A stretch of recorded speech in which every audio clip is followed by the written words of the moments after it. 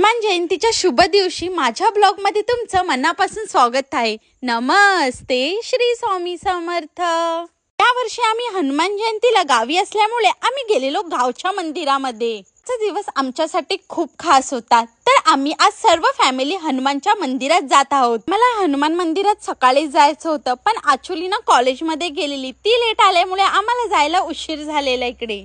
तुम्हाला माहितच असेल, हनुमान जयंती हा हिंदू धर्माचा एक अतिशय पवित्र सण आहे। सण आपल्याला शक्ती, धैर्य आणि भक्तीचा मार्ग दाखवतो। आम्ही सकाळीच गेलो होतो ताईकडे। ताईच्या घरापासून हे मंदिर फक्त 10 मिनिटावर होतो।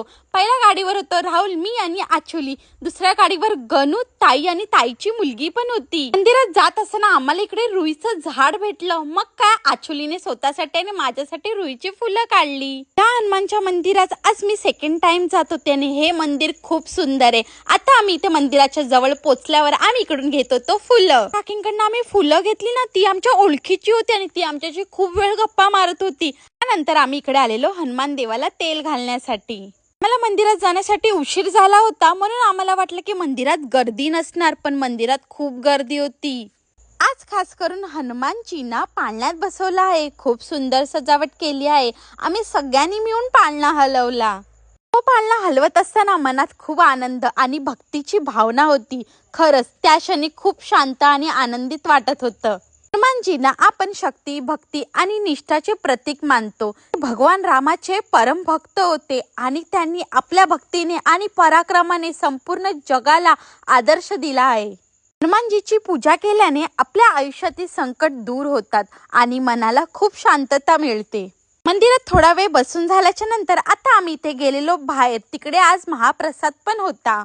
आम्ही मंदिरात उशिरा गेल्यामुळे महाप्रसाद संपला होता, पण त्याने आम्हाला सांगितलं की थोडा वेळ थांबा, महाप्रसाद परत येणार आहे। तर इथे आमची थोडीशी मस्ती चालू होती। तेवढा तिथे शोनी इकडे बसलेली, तिचे पाय तर सगळ्यात पहिला दुखायला लागलेले। तिला मी बोलली, काय झालं, तू का इकडे बसले? ती मला बोलत होती की मला खूप पाय दुखतात ते आम्हाला जेवणामध्ये भात, आमटी, भाजी आणि गोड म्हणून खीर मिळाली। सोबत लोणचं पण होतं। सगळं जेवण खूप चविष्ट आणि प्रसादासारखं वाटलं। मला मंदिरात जाण्यासाठी खूप उशीर झाला होता, म्हणून आम्हाला वाटलं की आज आम्हाला महाप्रसाद भेटला नाही, पण आमचं नशीब एवढं चांगलं होतं की आम्ही गेलो आणि महाप्रसाद नंतर संपला। देवाला पाय पडून आणि महाप्रसाद खाऊन आता आम्ही इथे निघालेलो। जर तुम्हाला आमचे ब्लॉग आवडत असेल तर नक्की लाईक, शेअर आणि सबस्क्राईब करा।